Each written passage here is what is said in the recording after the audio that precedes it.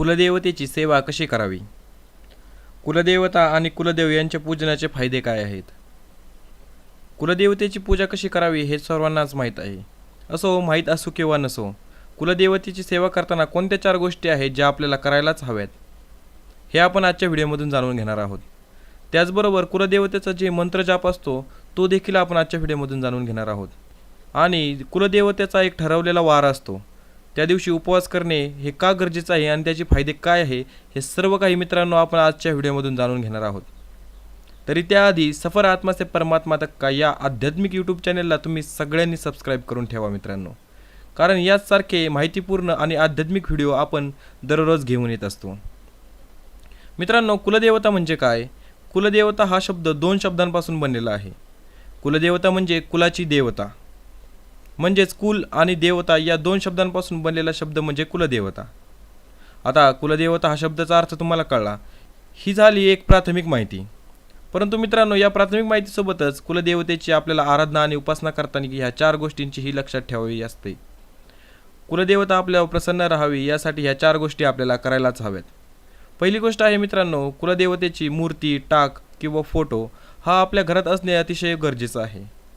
तसं तर ते हिंदू धर्मात बंधनकारकच आहे. आपल्या पूर्वजांनी जेव्हा आपल्या कुळाची स्थापना केली तेव्हा त्यांनी कोणत्या तरी देवाचा आशीर्वाद घेऊनच आपल्या कुळाची स्थापना केलेली असते. आणि ज्या देवाने आपल्या पूर्वजांना आशीर्वाद दिलेले असतात ते देव म्हणजेच आपले कुलदेव. जर कुलदेवता ही पुरुष असेल तर त्याला कुलदेव म्हणतात आणि कुलदेवता ही स्त्री असेल तर तिला कुलदेवी म्हणतात. मित्रांनो, अनेक जणांना आपली कुलदेवता कोणती आहे हेच माहीत नसतं. जर तुम्हाला कुलदेवताच माहीत नसेल तर तुम्ही ओम कुलदेवताय नमः या मंत्राचा जप करू शकता. या मंत्राचा जप केल्याने फायदा असा होतो की लवकरात लवकर तुम्हाला कोणतरी सांगणार भेटतं की तुमची कुलदेवता काय आहे ते, किंवा आपली जी कुलदेवता असते ती आपल्यावरती सदैव प्रसन्न राहते. त्यामुळे आपण जी कुलदेवतेची सेवा करत असतो त्याचा आपल्याला 100% लाभ मिळतो. मित्रांनो, कुलदेवतेची मूर्ती, टाक, फोटो हे नुसतं घरात असणं उपयोग नाही, तर त्याची नियमित पूजा आणि सेवा करणेही तितकंच गरजेचं आहे. दिवसातून किमान 1 माळ तरी आपल्याला कुलदेवतेच्या बीजमंत्राची म्हणायची आहे.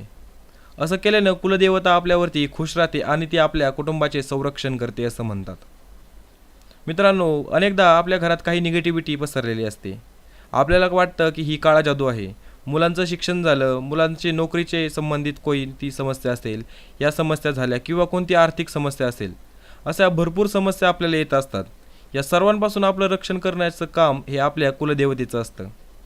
आणि जर तुम्ही कुलदेवतेची सेवा, उपासना, आराधना करत नसताल तर कुलदेवताही तुमच्याकडे दुर्लक्ष करते. त्यामुळेच आपल्या घरात कुलदेवतेचा टाक, फोटो किंवा मूर्ती असणे बंधनकारक आहे. त्याचबरोबर त्या कुलदेवतेची नित्यनियमाने पूजा आणि रोज 1 माळ करणेही तितकेच गरजेचं आहे. मित्रांनो, आता जाणून घेऊया दुसरी गोष्ट अशी आहे मित्रांनो, की प्रत्येक कुलदेवतेचा एक वार ठरलेला असतो. तर विवाहित महिलांनी त्या वाराच्या दिवशी कुलदेवतेसाठी उपवास धरावा. असं केल्यानं काय होतं मित्रांनो, कुलदेवतेचा आशीर्वाद आपल्या घरावरती सदैव बनून राहतो.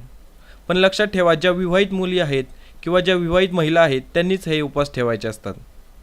शक्यतो कुलदेवता जर कुलदेवी असेल तरच हे उपवास धरले जातात महिलांच्याद्वारे, आणि कुलदेवता जर पुरुष देव असेल तर यासाठी पुरुषांनीही उपवास धरलेला चालतो. मित्रांनो, शक्यतो ज्या महिलांचं लग्न झालेलं आहे त्यांनी सासरच्या कुलदेवतेची पूजा करावी व सासरच्या कुलदेवतेचा मंत्रजाप करावा.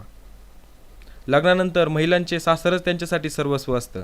त्यामुळे सासरची जी कोणती कुलदेवता आहे त्या कुलदेवतेची नित्यनियमाने पूजा अवश्य करा. आता जाणून घेऊया मित्रांनो तिसरी गोष्ट अशी आहे मित्रांनो, की आपण वर्षातून किमान एकदा संपूर्ण कुटुंबासह, सहपरिवारासह आपल्या कुलदेवतेच्या दर्शनासाठी जायलाच हवं. कुलदेवतेची सेवा करत असताना वर्षातून एकदा तरी कुलदेवतेची भेट घेणं, तिचा आशीर्वाद घेणं हे फार महत्त्वाचं असतं मित्रांनो. यामुळे कुलदेवता आपल्या कुळावरती प्रसन्न राहते आणि ती भरभराटून आपल्याला आशीर्वाद देते, धनदौलत संपत्ती देते. त्याचबरोबर मित्रांनो, कुलदेवतेची पूजा नित्यनियमाने केल्यामुळे कुलदेवता आपल्या घराचे रक्षणही करते. अनेकदा खूप वेळा काही होतं, काही जळकी माणसं आपल्यावरती काळा जादू, इतर गोष्टी करण्याचा प्रयत्न करत असतात. परंतु आपण जर कुलदेवतेची सेवा नित्यनियमाने केली तर आपल्याला अशा कोणी गोष्टी केल्या तरी याचा फारसा फरक जाणवत नाही. त्यामुळे वर्षातून किमान एकदा सहकुटुंब कुलदेवतेचे दर्शन अवश्य घ्या मित्रांनो. आता जाणून घेऊया चौथी चौथी गोष्ट अशी आहे मित्रांनो, की ज्या विवाहित महिला आहेत त्यांनी वर्षातून एकदा कुलदेवतेची भेट घेण्यासाठी, आशीर्वाद घेण्यासाठी जेव्हा कुलदेवतेच्या दर्शनासाठी जात असतात, तर जाताना देवीची ओटी भरावी ही खास करून महत्त्वाची गोष्ट आहे आणि ती प्रत्येक महिलांनी देवीची ओटी भरलीच पाहिजे. घरून निघत असताना जो कोणता प्रसाद लागणार आहे आपल्याला कुलदेवतेला देण्यासाठी तो घरूनच बनवून घ्यावा. शक्यतो जो प्रसाद मंदिराच्या बाहेर मिळतो तो परत फिरून बाहेरच विकाय बसलेला असतो. त्यामुळे जो प्रसाद तुम्ही कुलदेवतेला खुश करण्यासाठी चढवणार आहात तो प्रसाद जास्तीत जास्त करून प्रयत्न करा की तुमच्या घरूनच बनवलेला असो. मित्रांनो, जेव्हा कधी तुम्ही कुलदेवतेच्या दर्शनासाठी घरून निघत असताल तेव्हा घरी एक अखंड दिवा नक्की जाळा. असं केल्यानं कुलदेवतेचे लक्ष आपल्यावरती सदैव राहतं. त्यामुळे आपण जो कुलदेवतेच्या दर्शनासाठी येत जात असताना जो आपला प्रवास आहे तो अतिशय सुखकर बनतो आणि या प्रवासात कुलदेवता आपली सदैव रक्षा करत असते. कुलदेवतेच्या दर्शनासाठी घरून निघताना कुलदेवतेच्या मूर्तीला स्नान करून त्याची पूजा करूनच निघावी आणि जो कोणता तुम्ही प्रसाद घरी बनवला आहे तो प्रसाद सर्वप्रथम आपल्या घरातील कुलदेवतेच्या मूर्तीसमोर किंवा फोटोसमोर ठेवावा.